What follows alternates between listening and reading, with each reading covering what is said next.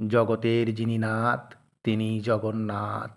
এই বিশ্বব্রহ্মাণ্ডের একমাত্র মালিক এক এবং অদ্বিতীয়। হিন্দু সনাতন ধর্মে যত তীর্থস্থান রয়েছে সেগুলির মধ্যে সবথেকে জনপ্রিয় ও সর্বশ্রেষ্ঠ তীর্থস্থান হল পুরীর জগন্নাথ ধাম।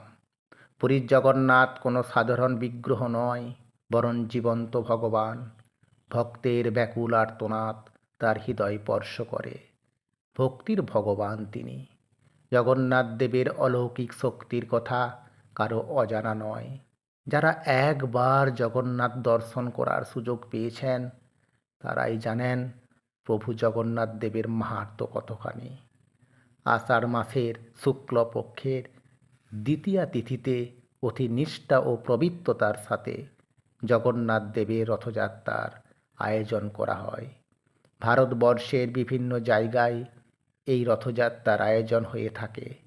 তথাপি সব থেকে রথযাত্রার আকর্ষণের কেন্দ্রবিন্দু হল পুরীর জগন্নাথ দেবের রথযাত্রা। ওই দিন পুরীতে সাজো সাজো রব, ভক্তদের উল্লাস ও আনন্দ চোখে পড়ার মতো। লক্ষ লক্ষ ভক্ত পুরীর জগন্নাথ ধামে ছুটে আসে একটিবার প্রভু জগন্নাথ দেবের রথযাত্রাকে দর্শন করবে বলে। আমাদের সনাতন ধর্মের সবচেয়ে শুভ দিন।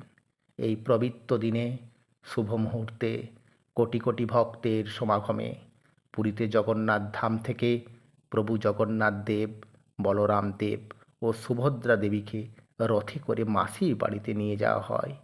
এই রীতি অনেক প্রাচীন ও পুরানো। আশ্চর্য বিষয়, এই রথযাত্রার জন্য যে রথ প্রস্তুত করা হয় সেটি 108টি পবিত্র কাষ্ঠ দিয়ে নির্মিত। কাঠ ছাড়া কোনো লোহার বস্তু ব্যবহার করা হয় না। আমাদের মানবদেহ রয়েছে 108টি হাড় এবং রথেও 108টি কাষ্ঠ দিয়ে নির্মিত। জগন্নাথ দেবের রথে রশি টানা বা স্পর্শ করা অতি ভাগ্যের ব্যাপার।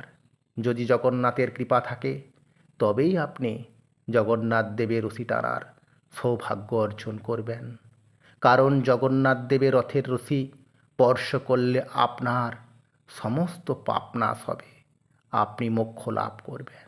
এই দিন যেগুলি আপনাকে মেনে চলতে হবে: রথযাত্রার দিন সকালে পুণ্য স্নান করে পরিষ্কার পরিচ্ছন্ন বস্ত্র পরিধান করুন। আপনার সামর্থ্য অনুযায়ী দরিদ্র, অনাথ, অসহায় মানুষদের অন্ন বস্ত্র দান করুন।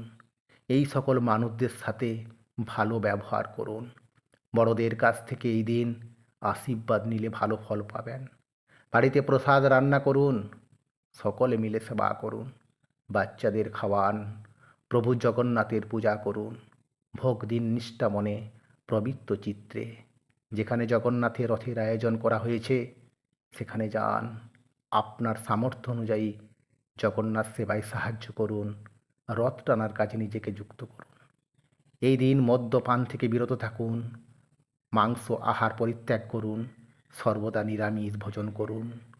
আর মনে রাখবেন, ওই দিন কারোর সাথে খারাপ ব্যবহার করবেন না, কাউকে কটু কথা বলে দুঃখ দিবেন না। বড়দের সম্মান দিয়ে কথা বলা যাবে, কাউকে ঠকাবেন না। হিংসাত্মক মনোভাব থেকে বিরত থাকবেন। বাড়িতে কোনো অতিথি এলে তাকে অবজ্ঞা বা অবহেলা করবেন না, তাকে খুশি করার চেষ্টা করুন, কারণ অতিথি নারায়ণ। পারলে ওই দিন আপনার সামর্থ্য মতো মন্দিরে গিয়ে কিছু দান করুন। বৈষ্ণব সেবা করলে পরম ফল পাবেন। এছাড়াও যদি আপনার ক্ষমতা থাকে বাড়িতে সন্ধ্যার সময় একটু সংকীর্তনের আয়োজন করবেন। ভালো থাকবেন, সুস্থ থাকবেন। জয় জগন্নাথ।